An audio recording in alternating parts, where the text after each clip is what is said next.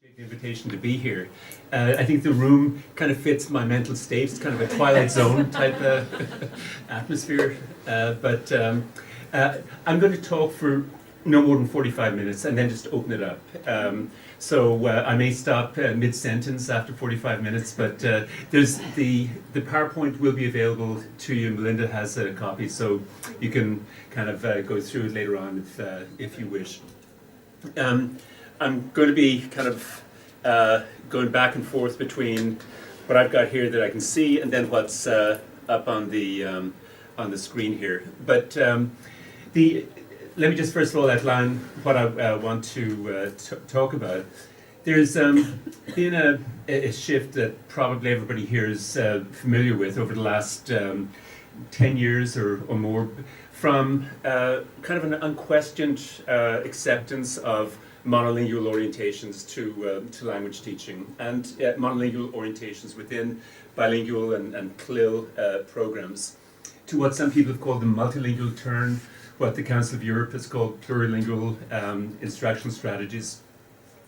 And I'm going to use multilingual, plurilingual more or less in the same way. The term multilingual is still very much used in North American contexts and other contexts outside of Europe. So when I talk about multilingual, read plurilingual if that's what is more familiar. But the shift is one where there's been increasing questioning of some of the empirical basis for monolingual approaches, some of the ideological orientation that exists. For example, if we are talking about teaching students from migrant backgrounds or immigrant backgrounds, the attitude for many, many years was that the first language is kind of a hindrance to their learning of the school language, and it was quite common for students to be reprimanded, sometimes even physically punished for speaking their home language in the school.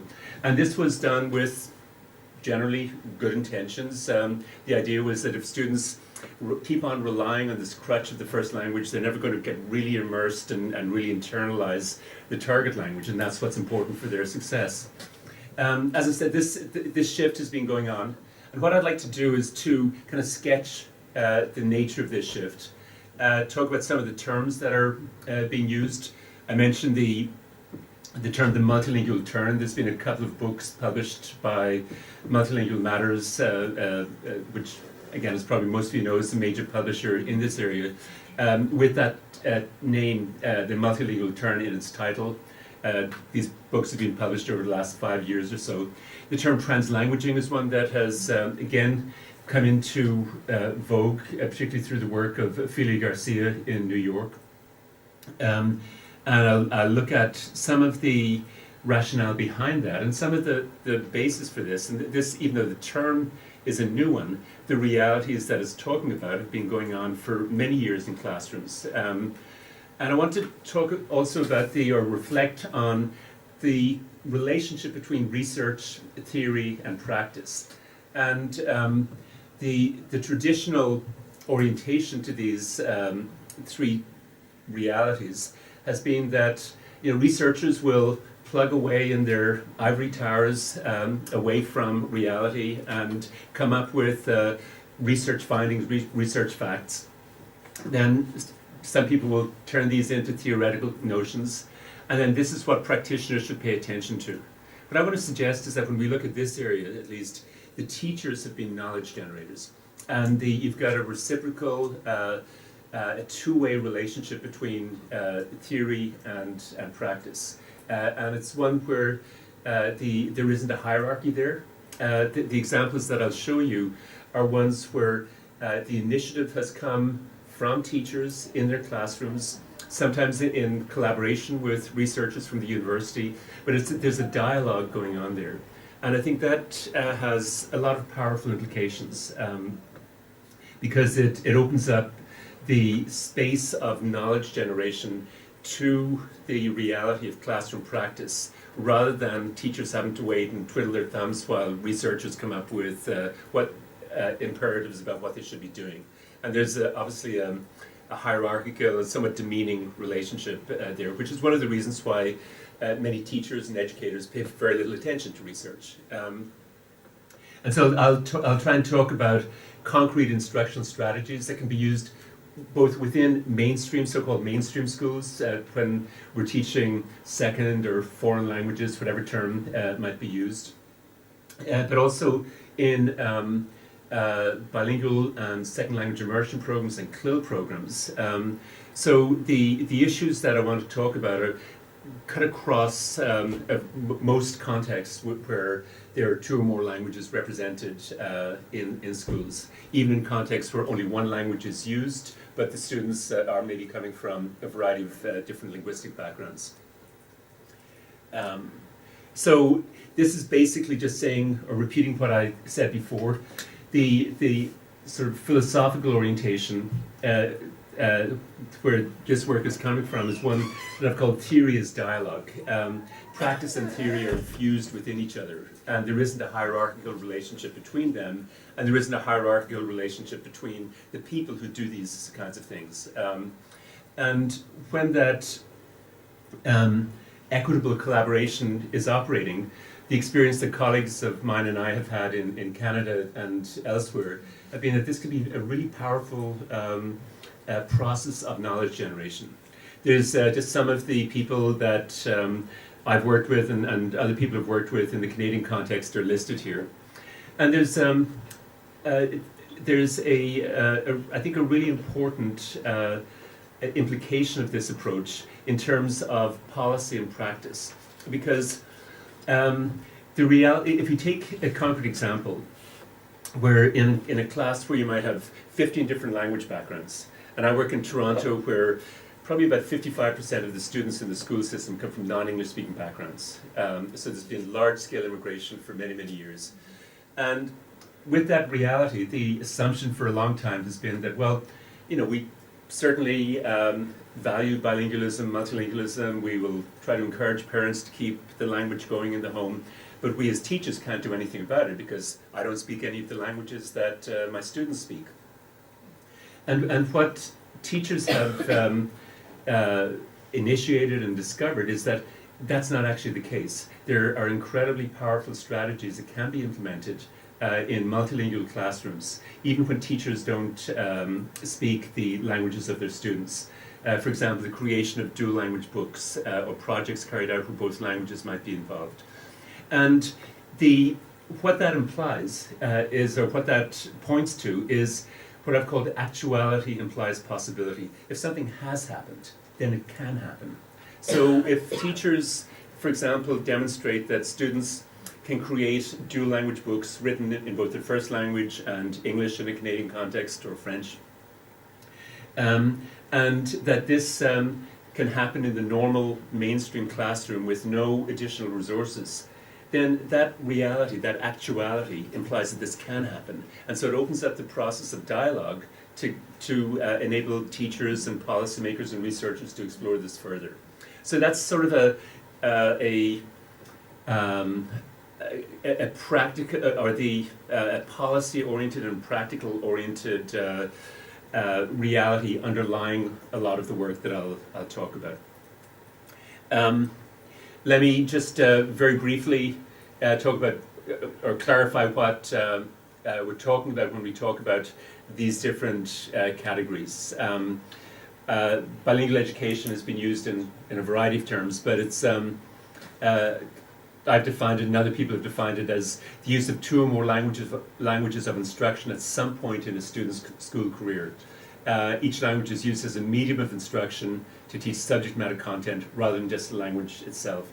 Some people would argue that, well, bilingual education is a subset of content-based teaching. I don't think it matters which is prioritized. Second language immersion programs. For example, obviously, these are programs that you're very familiar with in Catalonia with respect to Catalan immersion programs, Basque immersion programs in the Basque country, French immersion programs in Canada. And then CLIL, which can be defined as a form of planned bilingual education that uses a second language for typically less than 50% of instructional time for at least 1 year of instruction. So we can talk more about those definitions, and obviously there's some contested space around them, but that's essentially what I'm talking about. Okay, so if we look at the reality and in terms of monolingual instructional strategies, just to give you an example of how prevalent this still is, particularly in relation to the teaching of the school language to students from migrant or immigrant backgrounds.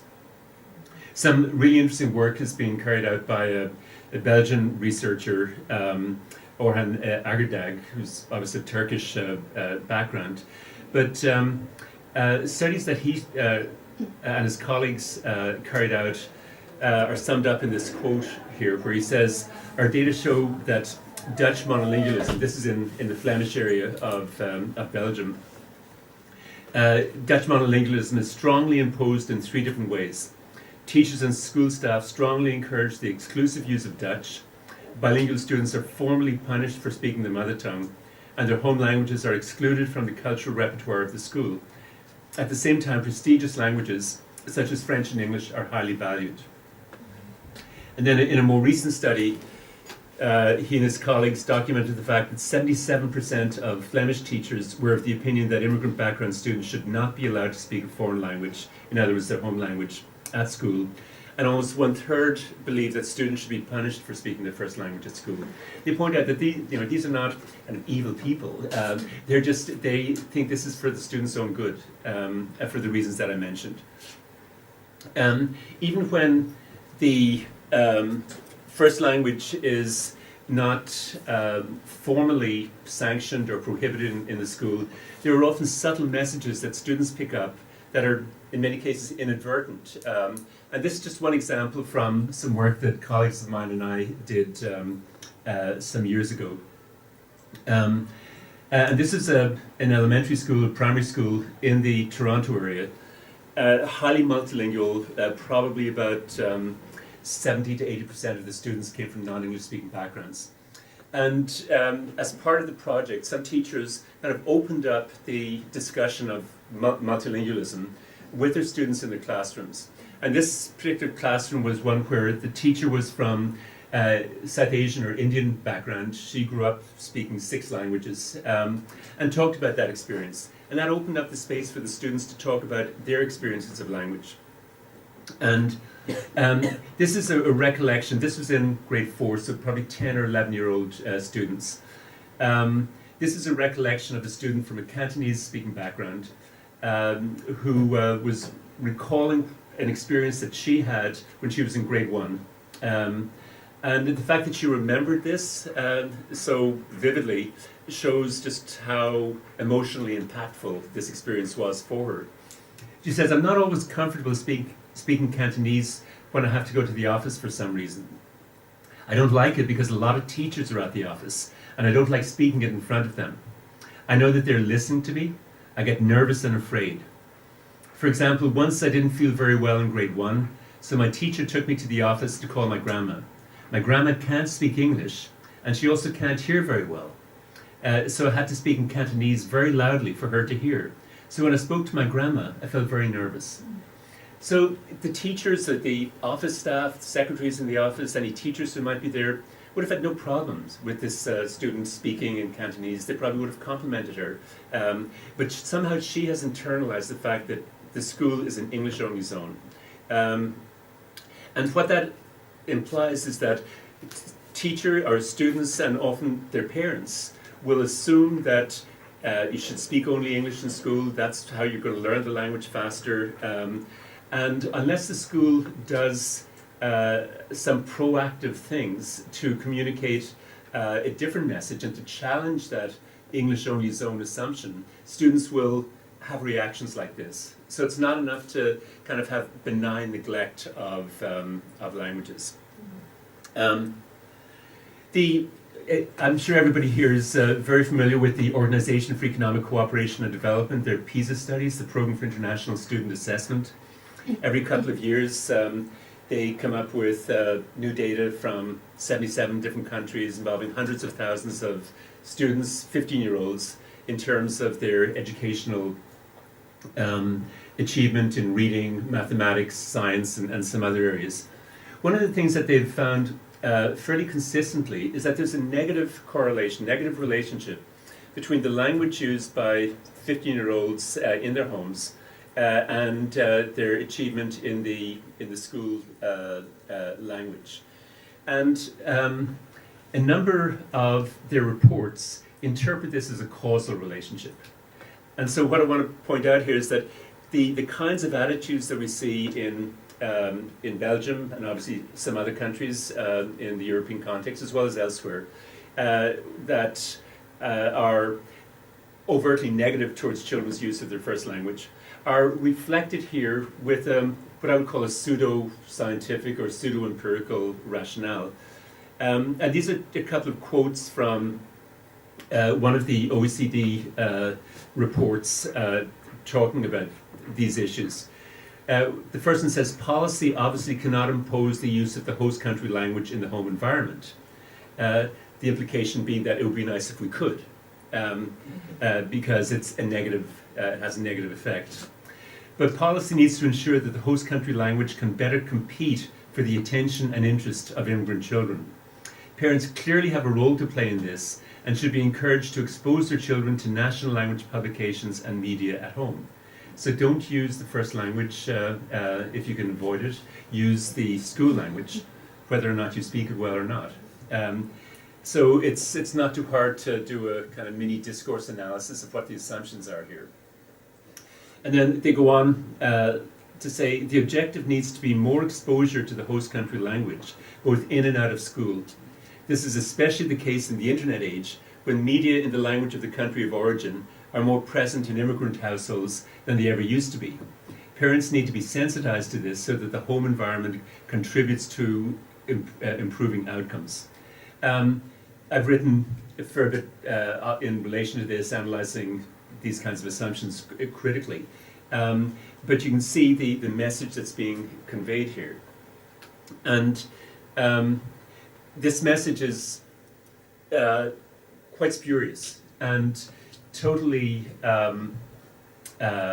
without empirical justification. If you imagine it for a moment and take it out of the context of low-status immigrant background students who are, in many cases, not doing very well academically, and think about if you and your family suddenly were transported to Japan, and your children are 7, 8, 9, 10 years old, and on your first meeting with the teacher, if maybe using an interpreter, she says, you know, your children are having real problems. They've been here for 6 months and they are really behind in terms of their Japanese reading and writing. And if only you could use Japanese at home, that would help solve the problem. You would be offended. You would see this as being absurd and ridiculous. And yet it's the same kind of message that somehow gains some credibility when we're talking about immigrant background students.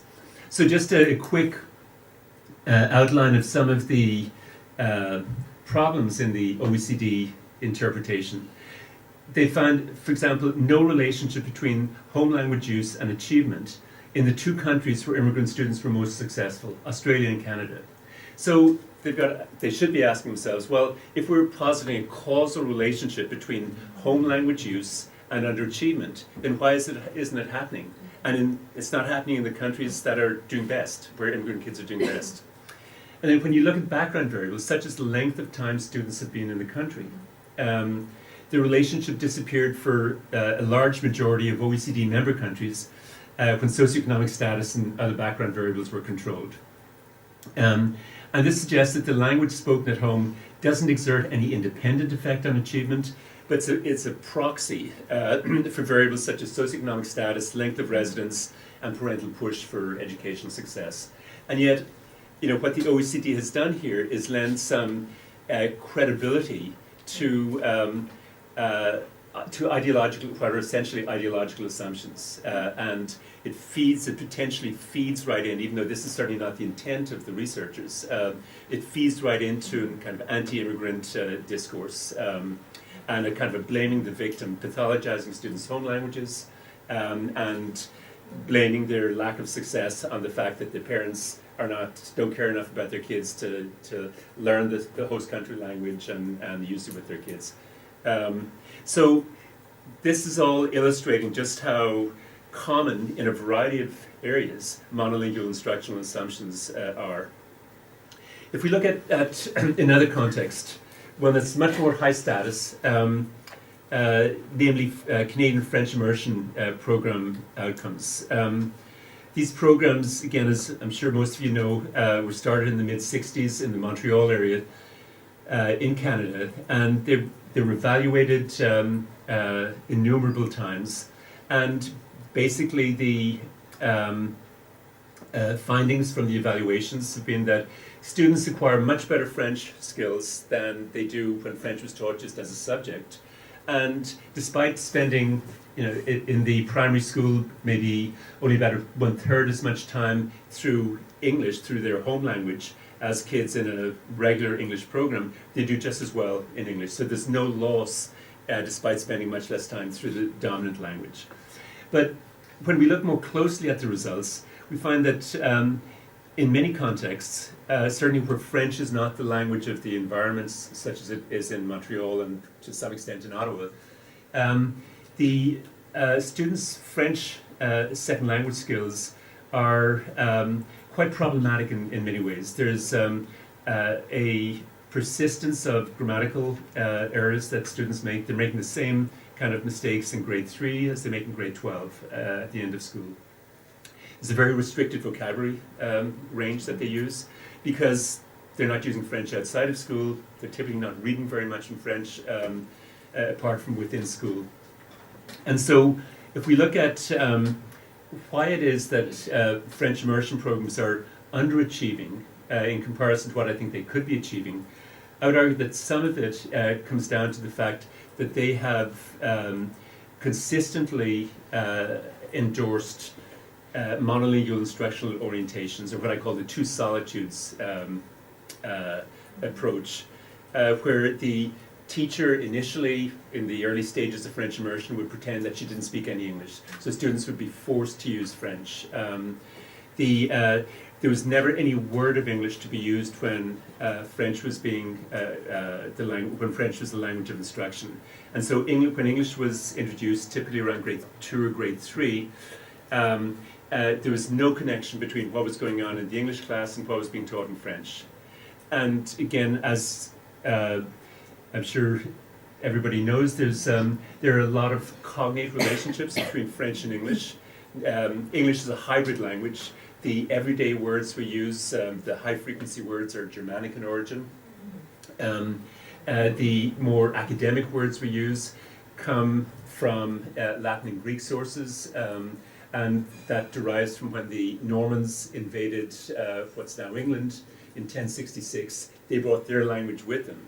And so this hybridity of English is one where students who speak a Romance language, a language derived from Latin and Greek, Romanian, Italian, French, Spanish, have potentially a huge advantage in terms of gaining access to low-frequency, difficult vocabulary in English, because they've got cognate relationships in their home language. And yet in French immersion programs, that's almost never exploited, because it would violate the first fundamental assumption, thou shalt not mix the languages or bring them into contact. So if we look at the rationale, for this, Wallace Lambert, who is the person who was instrumental in evaluating the early immersion programs, he formulated what he called the monolingual instructional principle. And he said, no bilingual skills are required of the teacher who plays the role of a monolingual in the target language, and who never switches languages, reviews material in the other language, or otherwise uses the child's native language in teacher-pupil interactions. In immersion programs, therefore, bilingualism is developed through two separate monolingual instructional routes. And this assumption is still pretty dominant in various kinds of bilingual programs involving students from linguistic minority backgrounds and students from national minority backgrounds. There are three interrelated and overlapping assumptions here. So instruction should be carried out exclusively in French without recourse to students' first language. No translation. Translation is a dirty word. And within immersion and bilingual programs, the two languages should be kept completely separate. And this is still dogma for French immersion teachers. They get very upset, very confused when people start talking about the fact that, well, maybe this is not such a good idea after all, or maybe there is some context where we should be bringing the languages into productive contact. This is not what they've been taught. Okay, so I'm going to move fairly quickly through some of this just to cover a greater range. These are some of the results that I mentioned, which are good in some respects, not so good in others. And this is some of the reasons why I would argue the results have been less than they might have been. The first one is the two solitudes assumption. There's no minimal teaching for transfer across languages. Secondly, and this is another area of research that I'm just going to touch on, namely that there's a huge amount of research in both first language context as well as second language context that literacy engagement is an incredibly powerful predictor of how well students are going to develop literacy skills. Literacy skills including range of vocabulary. And in a lot of bilingual programs, such as French immersion programs, as soon as students gain pretty fluent reading skills in English, which they may be grade 2 or grade 3, English is the language that they read in pleasure for. And so French becomes a language that's only for school, and the only reading done in French is schoolwork. If we could somehow turn the switch so that students could associate reading in the target language, reading in for pleasure, then I think students would gain access to a much wider range of vocabulary, much wider range of grammatical structures. And a third point is that identity issues have been ignored. Because of the two solitudes assumption in French immersion programs, and the same is true in, for example, Irish immersion programs in Ireland, same is true in Swedish immersion programs in Finland, or Swedish minority language programs in Finland, and immersion programs. The students never get to showcase their bilingual skills. They never get to create dual language books. They never get to show how the two languages can connect with each other. So their identity does not get connected to expertise in the target language nearly as powerfully as it could. And down at the bottom, there I say, doing powerful things with the language affirms students' personal and academic identities. And the criterion for excellence that I would look for if I were looking at any kind of bilingual program or monolingual program is to what extent do students get to do powerful things with the language? And by powerful, I mean at least one of the major components of that is identity affirming, where the students produce work that makes them feel valued in terms of intellectual contributions, creativity, imagination, knowledge of multiple languages, etc. Just to illustrate the kind of cognate connections, this is Spanish and English, and the connections between both Greek and Latin and English here. As I said, English is a hybrid language. A lot of the high-frequency words come from Anglo-Saxon sources, like those on the left. The more low-frequency sources words come from Latin and Greek sources. So you've got the Spanish in the middle. So you've got English is an incredibly rich language because there are a lot of synonyms. One pair coming from, or one part of the pair coming from Anglo-Saxon sources, and then the synonym coming from Latin and Greek. So you've got speed and velocity. Velocity obviously being a much more low-frequency word. Meet and encounter. And in all of these cases, when you look at the Spanish word, it connects up with the word that comes from Latin and Greek in English. Infirm is not a word that we use very often these days. We don't go to our doctors and say, help me please, I'm feeling really infirm today. They would look at you kind of strangely. But it gives access to words like infirmity, infirmary. These are very low frequency words, but these are the words that get you into university. And the word enfermo in Spanish connects up with that.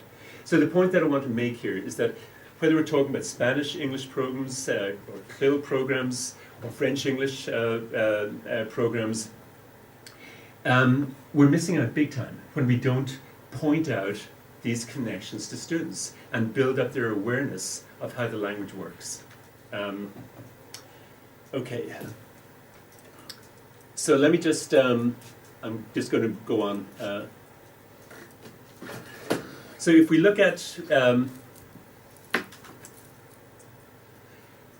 like what is the evidence and the rationale for moving towards bilingual instruction strategies, or for thinking in terms of plurilingual instruction or what I have called teaching through a multilingual lens?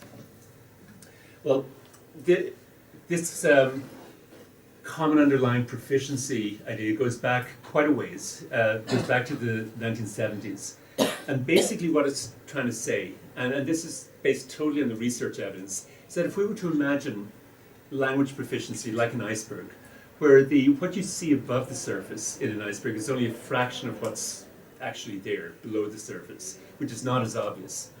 And what's below the surface, in this case, is much more relevant to how well people are going to do in school, the conceptual knowledge they have in the language, what kinds of functions, a range of functions they can perform in a language.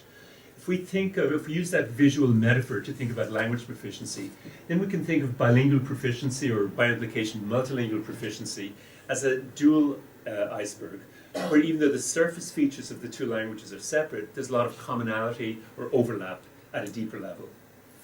And so this is sometimes called common underlying proficiency, or the interdependence hypothesis.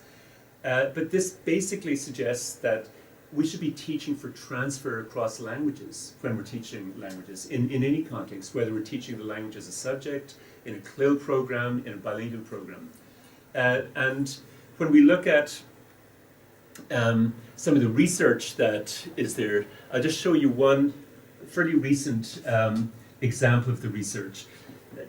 Don't bother trying to read this. This comes from the Los Angeles School District. It was a longitudinal study involving over 200,000 students. And as some of you know, the Americans are obsessed with standardized tests. They give them to everybody. No child left untested is sort of a description of the way a lot of American schools have become. So they gave, when children entered kindergarten, they gave them tests in both English and their home languages. Most of the students, over 90%, were from Spanish-speaking backgrounds.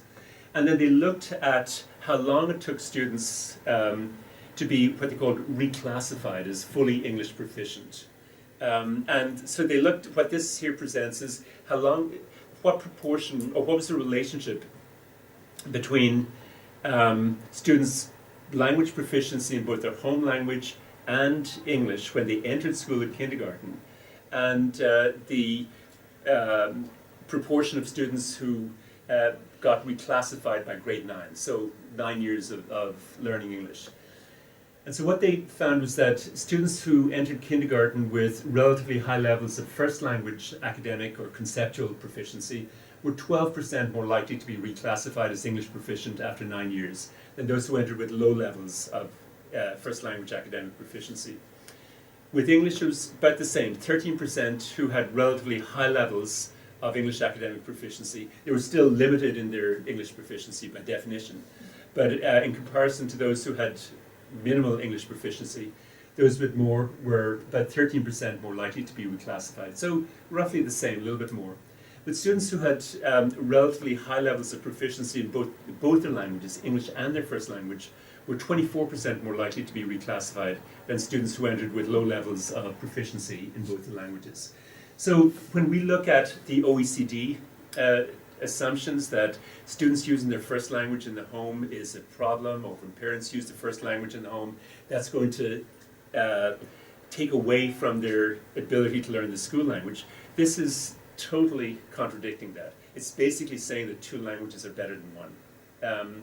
And so if we undermine students' knowledge of the first language or their willingness to develop that first language, if we make them feel ashamed of speaking that first language and pathologize it, we're not doing them any favors. And there's a ton of research out there that point in the same direction. If we look at a classroom example, this is a student who came originally from Israel. He came in grade 6, so as a 12-year-old in Canada. His teacher was very much open to having students use their first language. And so when they were doing a writing assignment, this was in an English as a second language context, the teacher encouraged students whose English was only beginning, students who were in their first year or second year, to write initially in their first language. And then she found ways to help them to go from that first language to English. In this case, there was a teacher in the school who spoke enough Hebrew to understand what Tomer had written and help him come up with an English version of it. So the first language acted as a scaffold to higher performance in English. And Tomer's reflections on this, I think, are very insightful. He says, I think using your first language is so helpful because when you don't understand something after you've just come here, it's like beginning as a baby. That's not a comfortable identity position for any 12-year-old student to be in. You don't know English, and you need to learn it all from the beginning. But if you already have it in another language, then it's easier. You can translate it, and you can do it in your language too, and then it's easier to understand the second language. This is the interdependence hypothesis expressed in comprehensible terms. Okay?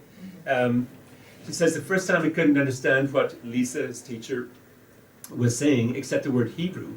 But I think it's very smart that you said for us to do it in our language, because we can't just sit in our hands doing nothing. And then he, later in that same year, we gave them just 3 questions to respond to, students who are doing some of this dual language work. And again, he's very insightful. He says, when I write a story in Hebrew, I feel I'm back to my old class in Israel. Sometimes I feel confused because I feel I'm in Israel again, and I start talking my first word in Hebrew. So this is just after a year of learning English. That's where you get some of the, a lot of the spelling mistakes. He says, I like reading books in Hebrew in Canada because in Canada, people are speaking English. When I come to my home, I'm reading my books in Hebrew, and it's fun.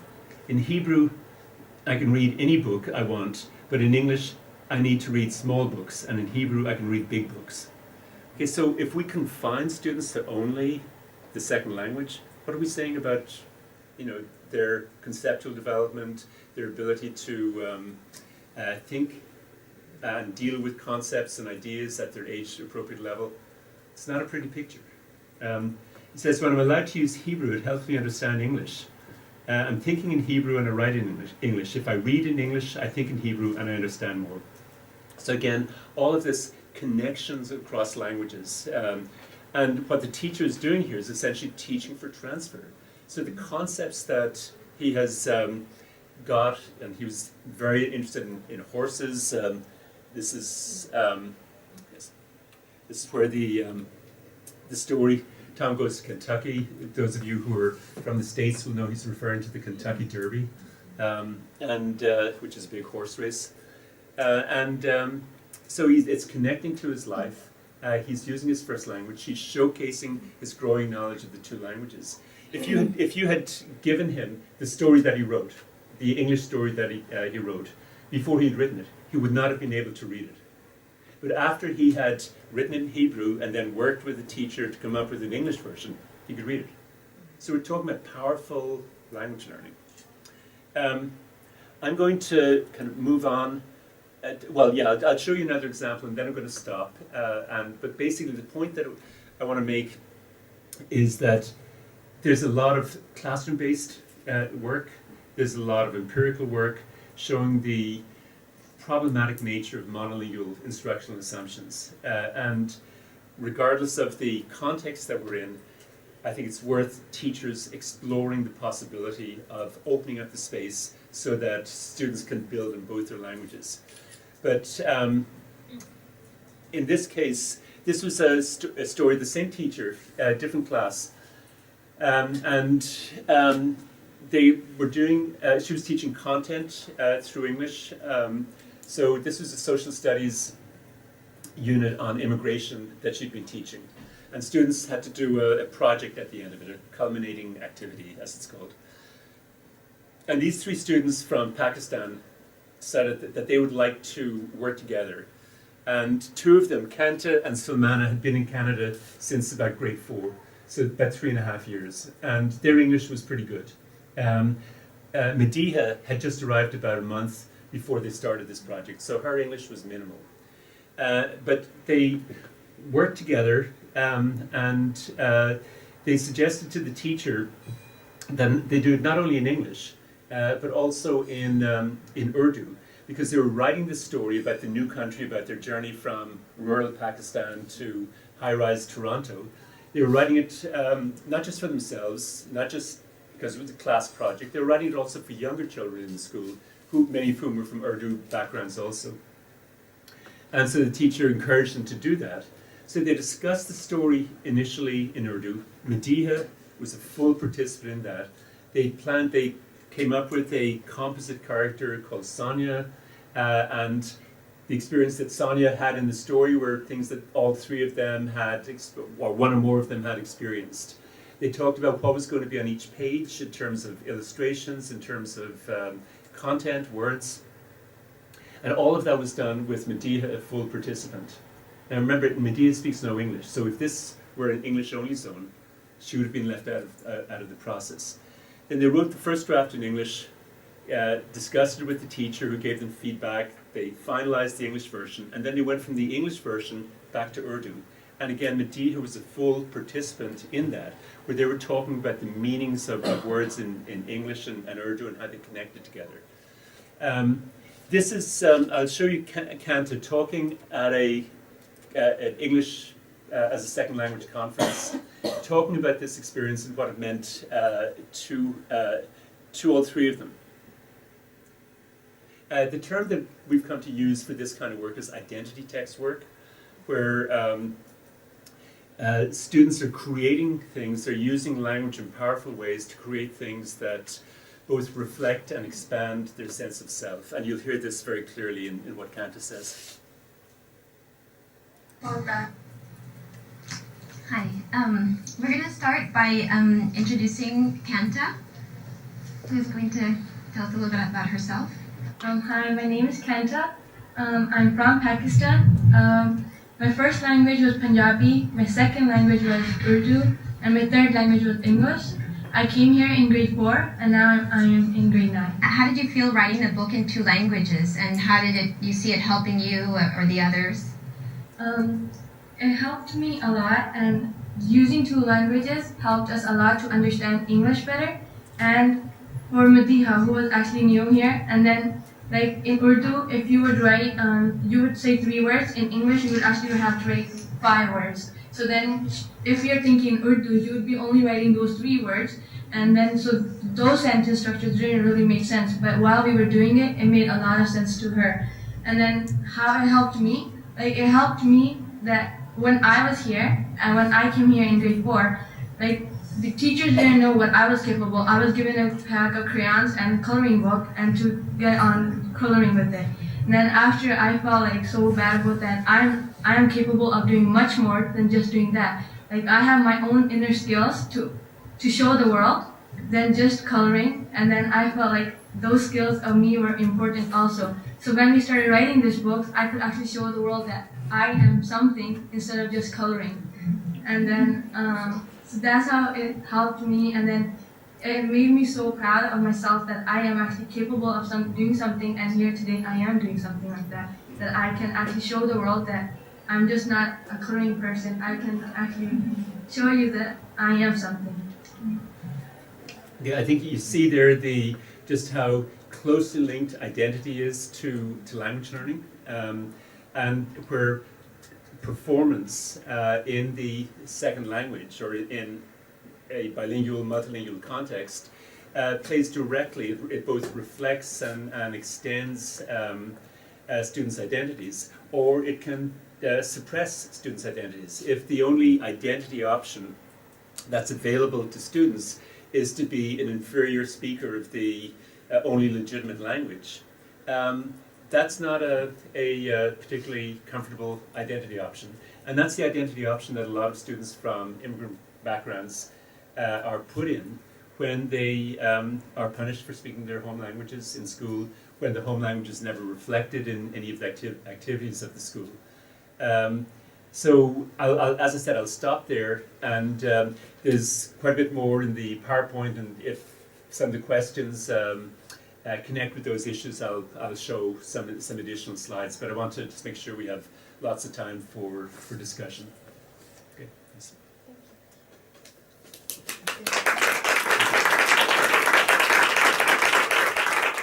What impressed me most is I am something. I think that it says a lot. So sometimes we forget that those people who speak other languages than the school language have something to tell us and to show us. And they have their own identities, and that's the most important thing. Because if, well, they are something, somebody, so they can do something as well, as Kanta did. And well, I think that is the most important thing that I heard today here. And then I was very interested also in this pyramid, Yeah. because of course, when people come, they know already a lot. And so if we put together the academic language and the language that they bring at school, they will learn much more, of course. So we should take into consideration what they bring already at home. And then there was just another thing. You were saying in one of these slides that people who come with an academic knowledge from home at the age of 4 and with an academic language of English, I was a little bit surprised because at the age of 4, we don't have an academic language. So just, yeah, can you clarify that? Yeah, let me just clarify the last point initially. The researchers who wrote up the study used the term academic language, but what they're talking about, I think, are the concepts, the vocabulary knowledge of the students. They're using standardized tests to look at this. So they're not, these are oral tests, they're not written tests. And so they're using tests that are designed to predict how well students will do academically over time. So the term is, yeah, I agree, it's probably an inappropriate term at the kindergarten level. But again, it's something that Americans are into in terms of testing, and with a lot of controversy about the legitimacy of that.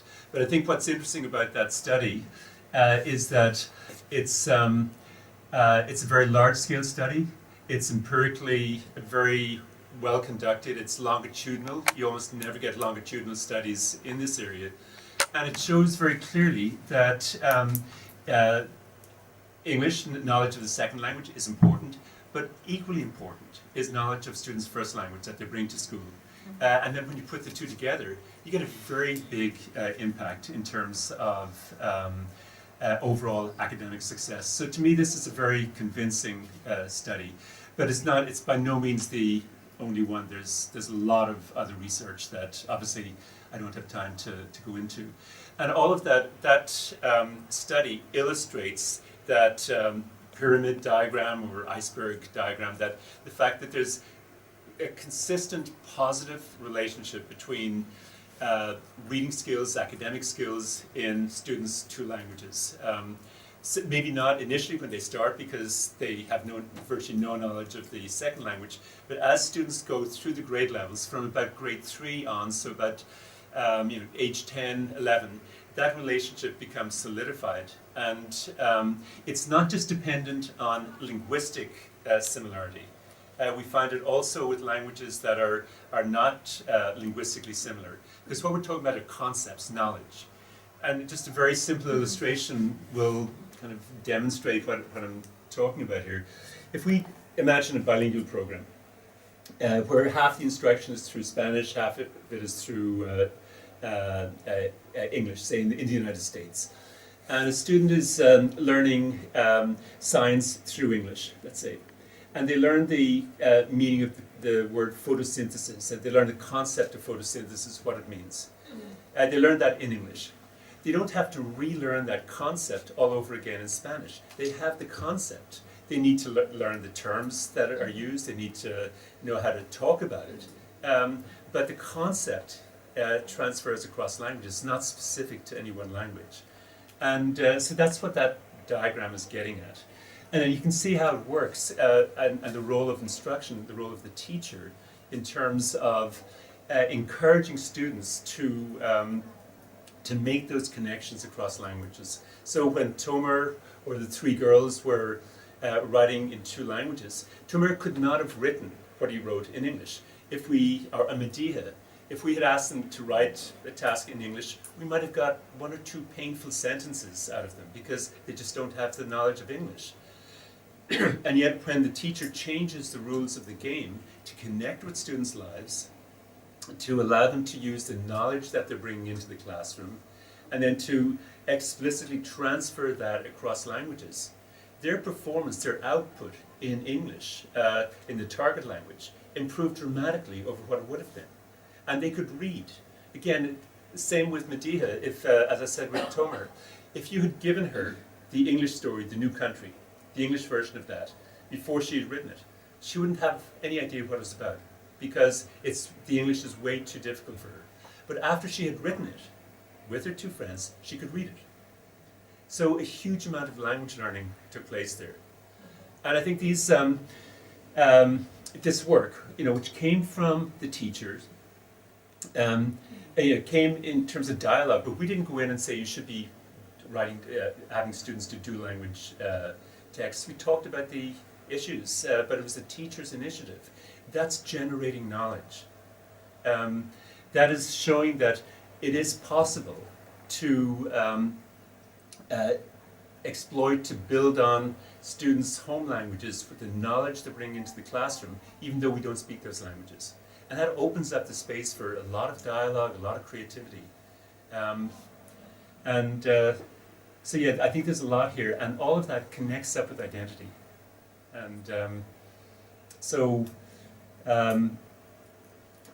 one of the things that I've argued and would argue in relation to these issues is that we have forgotten about identity. We spend a lot of time talking about teaching strategies. We spend a lot of time talking about communicative method or CLIL or other kinds of linguistic issues, all of which are important.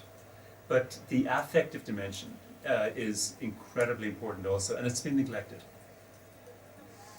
Completely. Do you know Françoise Armand? Yeah, of course, yeah. And she's doing a lot of things like that. Yeah. And they are very important. We are doing some things here as well in Catalonia. There are some schools where children are using their own language and they compare and do it in Catalan as well. Yeah. So, yeah, we are in the right track. Yes. Yeah. Let me just show you something that links up with that.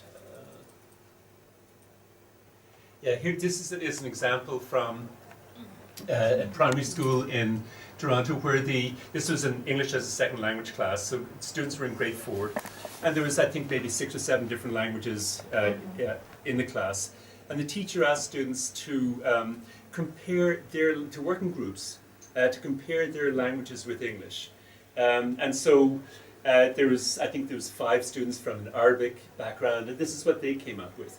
And if you think about what would be involved in this, they had to think about their language and characteristics of it in relation to English. They probably had to go and ask their parents questions about the language. They may have done some Google research in terms of issues. They brainstormed amongst themselves. And so, you know, the obvious one up there is English starts from left to right, Arabic starts from right to left. There's issues number 3 there in terms of the way you show respect for parents and others and how you encode that linguistically in Arabic in much more elaborate ways than is necessary to do in English. So these are insights about language that students are getting. If the teacher had believed the idea that you should only stay in English, you should punish students for speaking their first language, this wouldn't be possible. In the same way with, say, French immersion programs in Canada, which are generally, and I think genuinely, seen as a very successful program. Students or teachers do not have students create dual language books, even though that's an incredibly powerful strategy, because that would involve translation. But if translation is for the purpose of students engaging in powerful uses of the language and showcasing their growing knowledge of the 2 languages, putting these stories up on the web, having them read by, in the case of these stories, thousands of people. That is big time, and it's not translation in the sense that people think of translation when you're just doing mechanical translation with no purpose. It's identity affirming work. More questions? Any more? Last thing. No, you said something about parents, so we should involve parents in this as well. And we are trying to do so, yeah, because children should rely on the parents. That was a shame of the grandma. Yeah. So, if parents are involved in the school, they shouldn't be ashamed.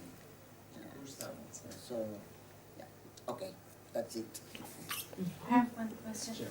We are from Lithuania. We came here to Barcelona, and we were visiting some schools, and we saw how multilingual issues are solved here. I know that there are no ready-made solutions to any problems, but I was thinking that with this globalization, with mobility, with migration, with refugees, even such countries as Lithuania, which is absolutely monolingual, we are facing the same problems. But what is practical advice? Should we teach teachers how to respect this? What is going in the classroom? Teachers were used to teaching in monolingual classes. Now the student cohort is more or less becoming multilingual. Should the teachers undergo some kind of in-service training? Because this is not so simple. It's not so simple to do something with the language. It's not so simple to do with the identity, because they were not used to these problems. They were used to teaching subjects, teaching languages, but now they have to do that differently. And I think that this is practical, but this is not even understood on the ministry level. The minister, especially in Lithuania, the ministry is worried that CLIL might damage the native language proficiency. They're worried of something that they don't understand. So we know that, there is so much research, there is so many empirical studies done, but how to change this mindset of teachers, of authorities? What are the other countries, how they did with this, how they solve these problems? Yeah, those are excellent questions. Thank you for raising them. It's a slow process. In Canada, this issue has been there certainly since it's been there forever, but it's been taken seriously since maybe the 1960s and 70s. So there's been basically almost 50 years of focus on policy in relation to helping students from immigrant backgrounds learn the target language, English or French as the case may be. But it's only in the last 2 or 3 years that faculties of education, which are training teachers, have implemented mandatory courses dealing with what to do linguistically, what to do in terms of language teaching in a diverse classroom. And so that they've moved from seeing this as just an English as a second language program where we train specialist teachers who will teach students English. Nobody else needs to know anything about this. School principals don't need to know anything about the length of time it takes students to catch up academically. It's almost like as if the knowledge base that's out there in relation to these issues has been seen as irrelevant. And so that's beginning to change, as I said, but it has taken a long time. And the reason for that is ideological. It's sort of inconvenient to put another mandatory course into the teacher education program, and it's competing with a lot of other things. We used to have just a 1-year teacher education program after a primary 4-year degree. Now that's become a 2-year program, so that's made it possible to kind of put these courses into the curriculum.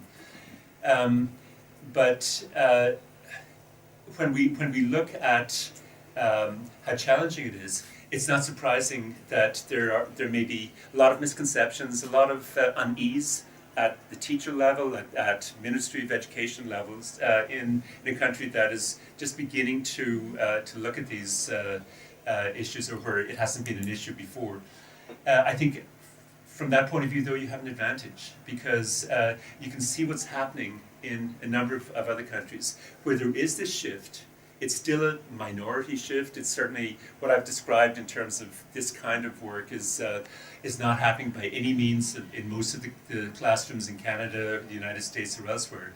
But there is an increasing number of teachers who are interested in this, who are exploring these issues. There are schools that are just wonderful schools in terms of their pedagogical insights and the fact that the teachers are doing amazing things with students from diverse backgrounds. So what's happened is, another way of expressing what's happened is that teachers are beginning to see diversity, linguistic, cultural, and other kinds of diversities, as an opportunity to expand the educational horizons of all students, rather than seeing it as a difficulty, as a problem to be overcome.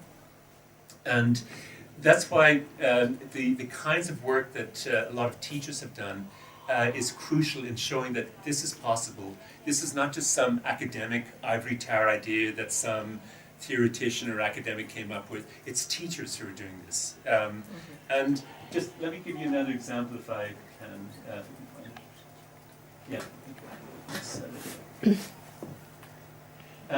This is one of the first examples in the Canadian context where this happened. This was started by a grade 1 teacher, so teachers of 6-year-old students in a school called Thornwood near Toronto. And it was part of a project that a colleague of mine and I had where it started off looking at parental involvement. And we just sat around with any teachers who wanted. There was about 12 teachers who volunteered. We would meet once a month and talk about strategies. And one of the strategies that had been tried in England was using commercial dual language books. So books in, say, Portuguese and English, or other languages and English. This teacher, Patricia Chow, got the idea, well, that would be a good idea. And she tried to get dual language books, but there were very few available. So she said, well, we can do this ourselves. And so she had her students write books, either starting in their first language. If they were newcomers, they would start writing in English. These were grade 1 and 2 students. Or for most students, they would write in English, since that was the language of the classroom. And then work with parents, or sometimes teachers who spoke their languages, or sometimes community members, to come up with a first language version of that book. And then the teacher, I think her husband was into technology, so he helped her set up a web page. This was back in 2001, 2002. So it was the beginnings of web pages. And So you go to the Dual Language Showcase, and you just put in Dual Language Showcase, you'll come to it. It started off with maybe 10 languages. It's grown to almost 30 at this point. There's well over 100 stories in there written by students. And this was knowledge generated by the teacher. It wasn't me, it wasn't colleagues of mine who said you should do this. This was the teacher who did this. And what she showed was that it's possible to do it. In terms of going back to your point about parents, this was a wonderful way to get parents involved. Because you weren't just pulling parents in and telling them how they should raise their children. You weren't giving them advice. The parents were the experts in the language. The parents helped their children. This was giving them the knowledge that developing their kids' reading skills and writing skills in their first language was helping their English. And so it led to kind of an equal communication between teachers and parents, collaboration. So the benefits were huge. And then when students see their stories up on the computer, on the internet, when they see the hard copy, the book stories printed out in color, becoming part of the school library. So all of these stories are in the school library, along with other children's authors. You've got that pride growing dramatically. So I guess the broader point here is that it's very simple. We've got to teach the whole child. Okay, it's not a matter of, and when we say that best practice is ignoring children's home language, telling them to leave it at the schoolhouse door, telling them either explicitly or implicitly it doesn't belong in the school, it's an impediment rather than an advantage. That is contradicting everything we know about education. It's contradicting the notion that we should be teaching the whole child. It's contradicting the notion that we should connect instruction with students' lives, that we should affirm students' intelligence, identities, etc. And so we're not talking about anything really radical. It just looks radical, but we're talking about fundamental educational principles that everybody will agree with. So I'm sure if you were to interview a lot of those teachers in Belgium or Canada or elsewhere who think that students' home language should be left outside the school, and ask them, do you think it's a good idea to teach the whole child? Well, yeah, of course. Who could disagree with that? And yet, when you cut off the child's background knowledge, which is encoded in his or her language, how can you say you're teaching the whole child? So just going back to Lithuania and the issues that you're dealing with there, I think the way to address these issues is to start talking about them. And to those of you and others, your colleagues who do have access to some of what's been done elsewhere, can point to this and say, here's what some people are doing, and here's some of the advantages of it, and things we might not have thought possible in Lithuania are possible. I don't think we should be prescriptive. I think it's up to teachers to explore these themselves, but once we let them know that this is possible, I think a lot of good things can happen.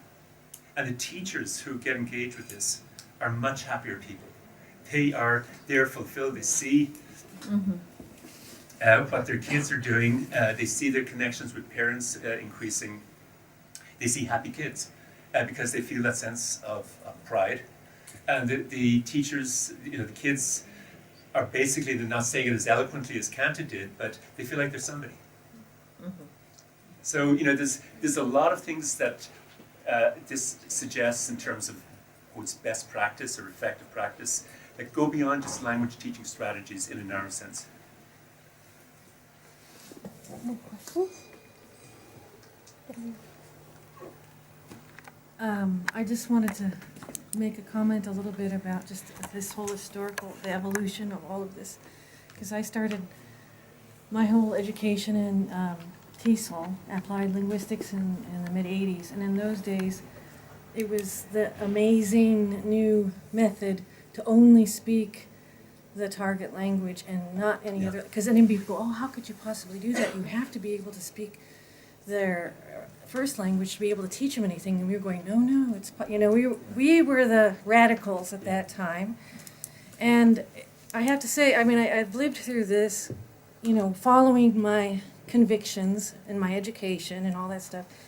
And then when I came to this time nowadays with the plurilingual movements and everything, I can't tell you how liberating it has been, because I was going, oh my gosh, I've been speaking their L1 in this class, and I'm not supposed to do that.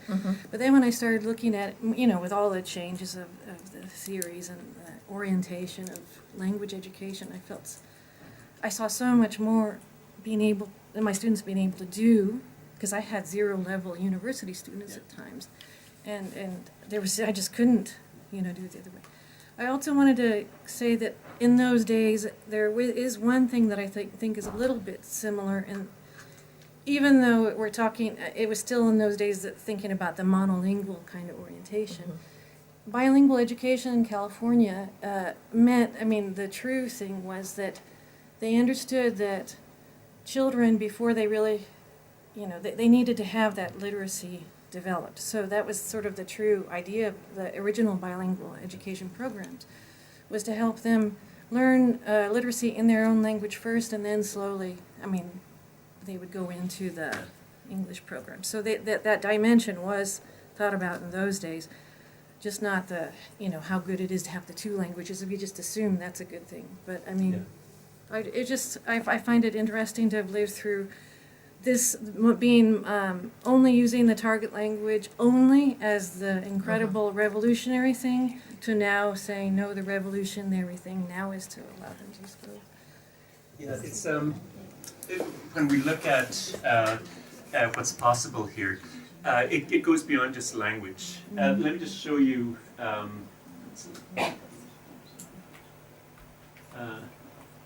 this. This didn't involve the teacher teaching or using other languages, but this was a grade 5 math teacher, and Tobin Zikmanis was his name, and he was part of discussions around this issue, and he had to teach a unit on data management, and rather than using the textbook, which is kind of neutral, he said, well, we're in a school where 85% of the students are coming from non-English speaking language backgrounds. So why don't we get students to collect data on the languages spoken in the school, and use that as our input for this data management unit. So he had the students brainstorm 3 questions that they would like to know about the languages spoken in the school. They're very simple questions.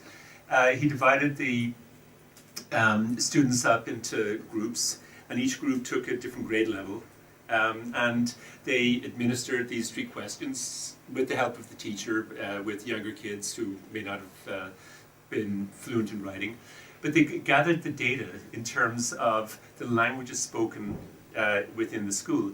Now this is an identity exploring issue. It's who are we linguistically as a school community? We sort of know who we are in the class. We know that most of us speak other languages, but we don't know necessarily about the rest of the school. So these kids were generating new knowledge. And they came up with all kinds of pie charts, bar graphs. They kind of explored all of the kind of expectations, objectives that were in the curriculum in terms of knowing how to map data. And they were doing it as a getting to know us and getting to know our parents and celebrating the linguistic diversity within the school. Tobin, said he couldn't get kids to go out for recess because they were just around the computer. They were kind of using an Excel type spreadsheet to do all of this, and they were just excited about it. And so it's so simple, to just think creatively and think about what alternatives might there be in the content that I'm teaching, whether it's science, whether it's mathematics, or any other area, where I could do this in a way that connects with students' lives, maybe ties in with issues that they're interested in, that are part of their identity. And this is just one example of that kind of approach, where teacher imagination is hugely effective. And so when you look at something like this, and think about this teacher, and what he saw, what he learned when he did this. He saw far more engagement, far greater learning of mathematics in terms of the expectations of the curriculum. Students excited about issues. This was done near the end of the year in May, but if it had been done earlier, he could have had students generate a set of questions about what they would like to know about their parents' languages, and so do the same kind of survey of their parents in terms of what languages they know, what language they learned first, etc. And so this could have been extended into a whole kind of family inquiry. You know, it's the sad thing is it's not rocket science. It's very obvious in so many ways. It ties in directly with fundamental principles of education that almost all of us would agree with. And yet, because for a variety of reasons, some of them ideological, some of them fashion, if you like, some of them just habit, we don't do this. And as I said, it's not a question of researchers or theoreticians coming up with best practices. This is organic. This is coming from grassroots. Like once you open up the space and say, school doesn't have to be an English-only zone or Spanish-only zone or Catalan-only zone, that you can have a multilingual orientation and look at what plurilingual education really can mean. And what can happen when we connect languages and connect languages with students' lives, who they are and who they want to be. You get a lot of powerful discussion going on in schools. And a teacher can look at something like this and say, well, we could do that. We could extend it. And that discussion within schools is something that's critical. Again, I made a couple of points in relation to the United States, but one of the sad things about what's happening in the United States right now with the dominance of standardized tests is that the schools least likely to do this kind of creative work are schools that are low socioeconomic status and where there are many languages often, particularly Spanish, where the teachers are so uptight about just students doing well on the tests, because if the students don't do well, the teachers get punished. You don't get this kind of creativity happening in the schools that need it most.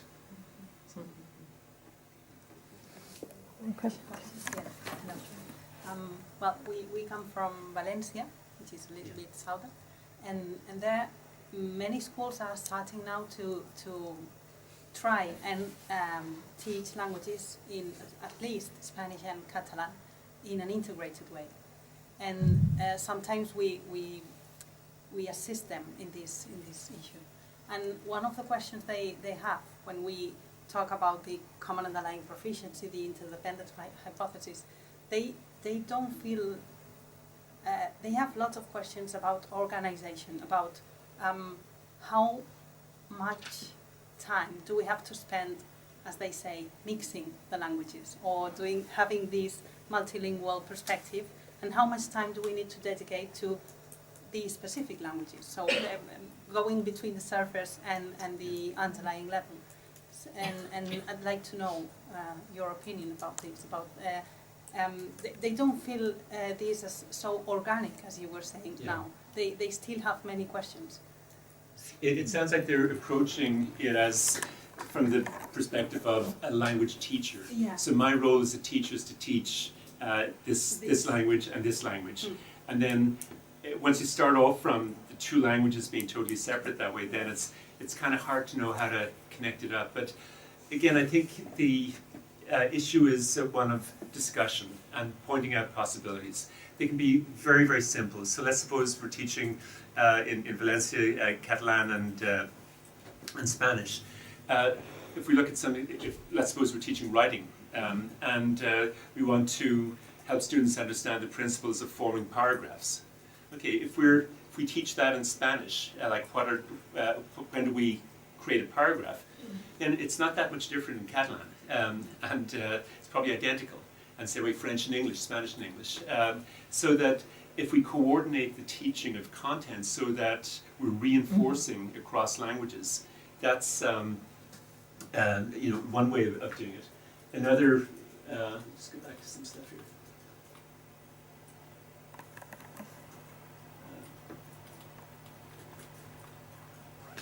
Another example is what we display of students' work. If we have students discussing different points, in this school I walked around the corridors and just took pictures of things that were on display. So again, this is a school, more than 90% of the students from non-English speaking backgrounds. So here's an example of signs or displays that students have done where the school was talking about character development and ethics and what's appropriate behavior. And so obviously empathy was one of the things that they discussed. So they were discussing this in English, but the student wrote it up in Spanish. I don't know if the teacher asked the students to go home and ask their parents what would empathy be in their home languages, and students then wrote up examples of that. But it's displayed on the wall. So a lot of it is kind of just informal things that the teacher doesn't necessarily need to teach. The teacher just needs to open up the space.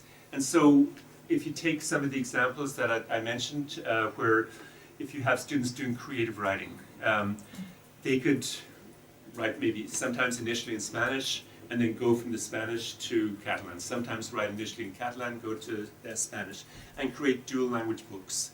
That can be scanned very easily right now, put up on the web, displayed on the corridors of the school. It could be art that students create, where they might describe the art in the two languages. So things like that are that don't require anything extra on the part of the teachers.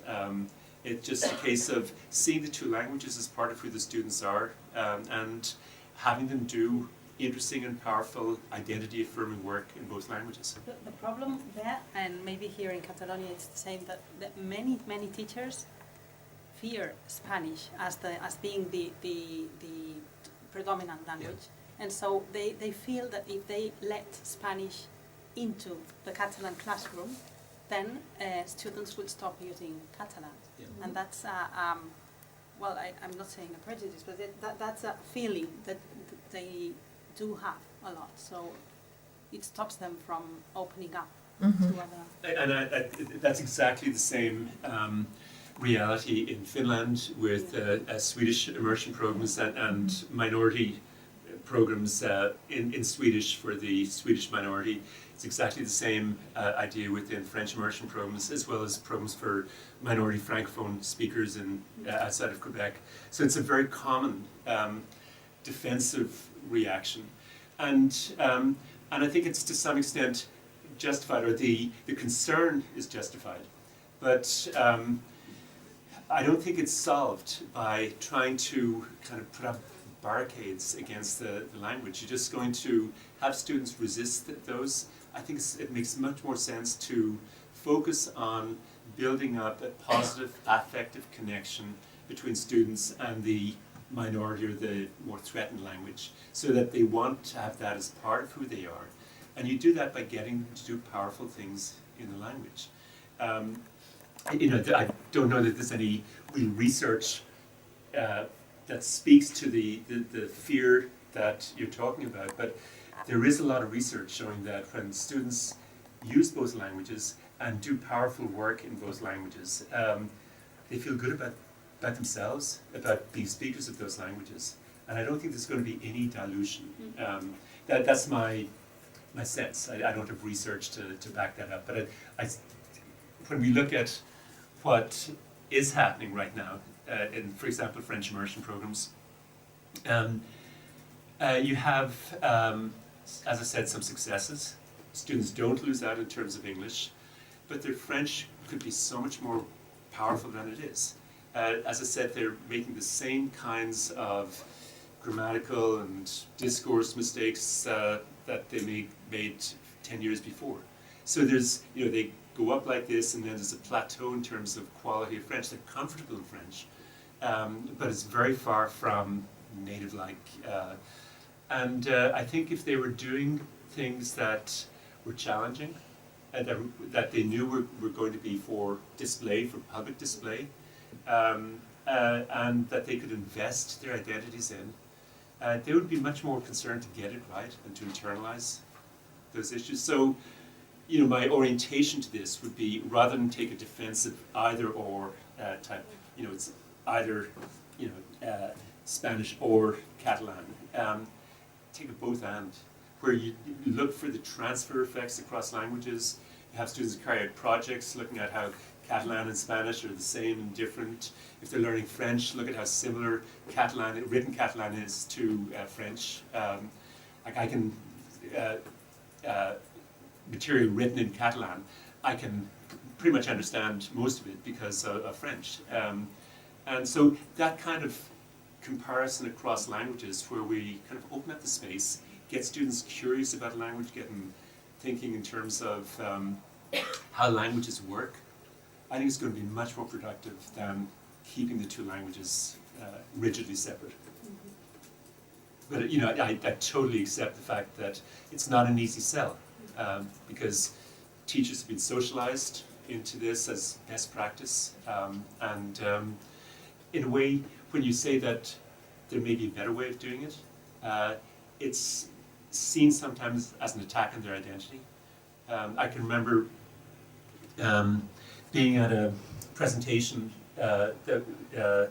in Western Canada, in Calgary, where a colleague of mine was speaking. She had done a lot of the research on French immersion programs, and she and other colleagues had been strong proponents of, you've got to keep the two languages separate. And then they changed, like they saw that this is not necessarily the case. And I was sitting at a table with about maybe 10 immersion teachers, and my colleague Sharon Lapkin was suggesting that having students discuss an issue, plan something in English, and then come up with the output in French might be a good idea, and other strategies too. And then she'd stop at various stages and let people talk about it. And these teachers were confused, they were angry, many of them. They were, this was not what effective French immersion teaching was about. So it was an identity issue for them. Mm-hmm. And so, I don't want to minimize the issues here, but, and that's why I say, if anybody prescribes anything, it's, forget about it, it's not going to happen. But I think having a dialogue going, encouraging teachers to talk about these issues, saying that there are alternative ways of looking at this, and what we may have been doing over the last, say, in French immersion programs over the last 40 years, has deprived students of some really powerful learning strategies in terms of reinforcing their knowledge of both languages. That would be my sense, at least.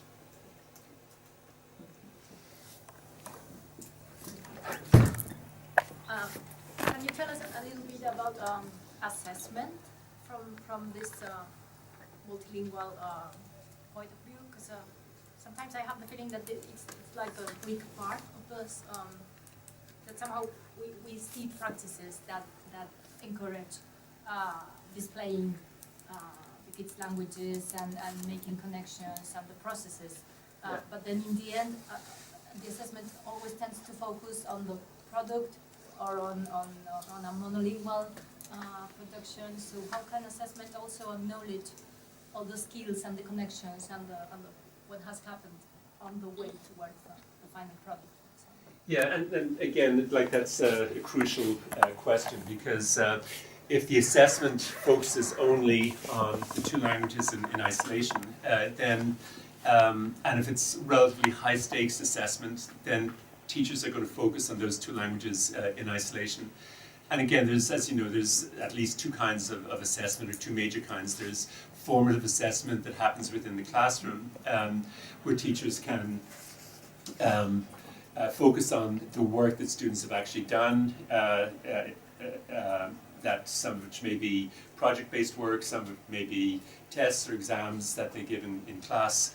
And then there's summative assessment that, as students get older, will tend to become more high stakes and will tend to focus on the language in isolation. Mm-hmm. I think when we're talking about formative assessment, there isn't a problem here, because teachers can look at what students have done and look at the final product that they've come up with. And so, if we take the three girls who wrote The New Country, I'm sure that their first draft of what they wrote in English would probably have had some spelling mistakes, might not have had paragraphs in the right place, might not have been organized as well as it could have been.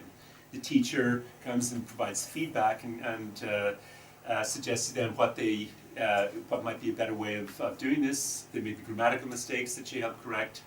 And so if we only assess on the basis of first draft versions, as we tend to do if we give an exam, then we're not going to get what students are capable of doing.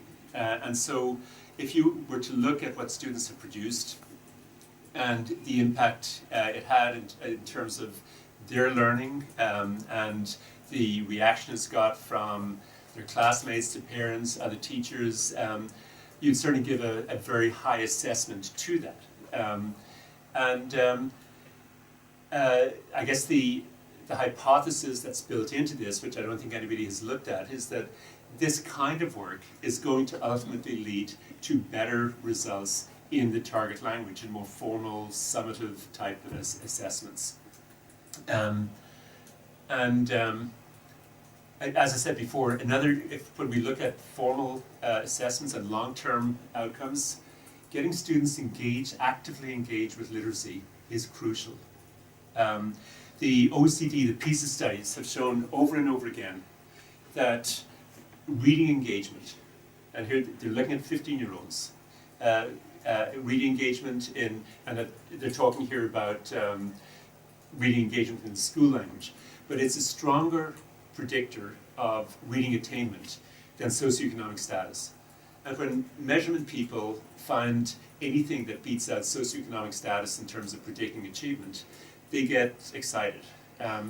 They also show that there's about a 1/3 overlap between the positive effects of reading engagement on reading achievement and the negative effects of low socioeconomic status on reading achievement. What this implies is that we could potentially push back about 1/3 of the negative effects of socioeconomic status, low socioeconomic status, if we could get students actively engaged with reading from an early stage. And so when we look at that in relation to second language learning, I would say one of the reasons why students' French tends to get fossilized and does not expand in terms of their formal knowledge of the language, and why vocabulary stays relatively restricted and limited, is that students are not reading extensively in the target language. And I think teachers have to provide incentives, they have to provide material, like books that students will want to read, or projects where they have to read on the internet. But if they can do that in the target language or the minority language, I think achievement will shoot right up. At least that's the inference that I would make from the research. So that when we look at assessment, it's some forms of assessment we have control over, and we can choose to provide positive assessment for whatever we see as being important. If we see creativity in carrying out a project as important, if we see the way it's presented as important, all of those things we can assess positively. We may also want to assess formal features of the language, but if students are publicly presenting stuff, they will want that to be well and to be good, and we will provide the support to enable them to do that.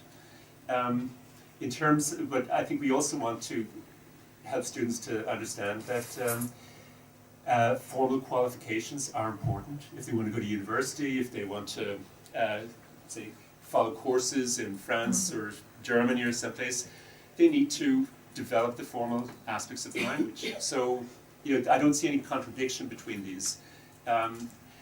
But it's, I think the issue becomes more complex and more difficult in situations where the whole school curriculum is focused on a final examination, which is high stakes and students' future depends on it. That has to be taken seriously, obviously. But I think the way to get to that high level on those tests is to get students engaged with the language, get them reading in the target language, get them writing extensively in the target language, And that can involve writing in both languages. And get them invested in terms of their identities in doing well. Help them see themselves as a speaker of that language. If it's just a school subject, okay, they're not going to put any effort into it. So the assessment issue is, I think, totally tied up with instructional issues. Any questions? Okay, I have one. I'm going to play the devil's advocate. I know some of us here are actually teachers of a foreign language, and right now we've been talking about second languages, L1s and L2s, and foreign is in the end foreign for the majority of the students. And how transferable do you see for a teacher whose methodology, like you said, communicative language teaching, you come from there, it's, hey, use the target language because they need that rich input because they don't have it elsewhere. So how transferable is this? How can you get this affective factor when maybe it's not even the language of, let's say you're doing Chinese as a foreign language, perhaps it's not a common denominator for any of them. So I wondered, do you see this transferable, these strategies as transferable to foreign language teaching? In general, yes. I don't think there's any evidence that rigid adherence to an L2 only strategy is going to work any better than an approach that looks at kind of less rigid adherence. I think there's in the case of languages that are not reflected in the environment, there's obviously it's obviously important for teachers to use that language to provide input in the language and to scaffold it in ways that are effective for students. But if we're talking about teaching grammatical points, rather than going round and round in circles that half the students are not getting by trying to do it in the second language, it probably makes a lot more sense just to say, here's how it works. So, you know, I think we get into kind of dichotomies and either or thinking, and sometimes we lose out on common sense. And I think there's some things that are better explained in students' first language, but generally you want students to produce output in the target language. How they get there may vary according to from one student to another. But if we're looking at, say, having students write something in the target language, for some students it may make sense for them to clarify their ideas, to write in their first language, to get their ideas down. So once they've got the ideas down, then they can go to the second language. And I think it's totally, this may sound like heresy, but I think it's totally feasible to use technological supports. So to write something in the first language, put it into Google Translate, and get a garbled version in the target language. But then use that as a basis for coming up with a more coherent and correct version. We're getting, one of the things that Google will give us is vocabulary that we might not have had before. It might not always be exactly the correct vocabulary, but I think we can use it as a shortcut in terms of getting to an output that we can work from. So there's, I think there's a lot of things that technology is bringing in that will cause us to step back and discuss things. And so but I don't think there's any credibility to dogma that says the only way to teach foreign languages effectively is to stay in the target language, and anything less is ineffective teaching. Some teachers may be able to do that brilliantly. Certainly, if I think of Canadian core French teachers, 90% of them cannot do that. So that's a reality too in terms of the proficiency level of teachers in the particular language. What about that affective factor if it's not necessarily a language for them? It's, again, I think the affective dimension is very much influenced by success. So if I'm asked to, let's say, write a ghost story, just to take an example, And so I come up with a plot, an idea, and write it out first in English, and then I want to go from there to French to present my ghost story in French. I'm going to have to look up a lot of words probably. I can and probably what I will come up with will be quite garbled in lots of ways if I'm, say, just an intermediate learner. If I put it into Google, Google gives me a basis for it, I'm going to learn a lot of the words I didn't know because Google has given it to me. I'm going to read through it and say, that doesn't sound right. And so I can probably produce something that is at least as good and probably better using the technology supports, and I will learn a lot more from doing that than if I'm spending a lot of time doing boring things like just looking up dictionaries and not knowing which of the 6 words it gives me is the correct one. So these are obviously empirical issues. They're out for debate, but I think healthy skepticism about any kind of dogmatic statements is probably very judicious at this point.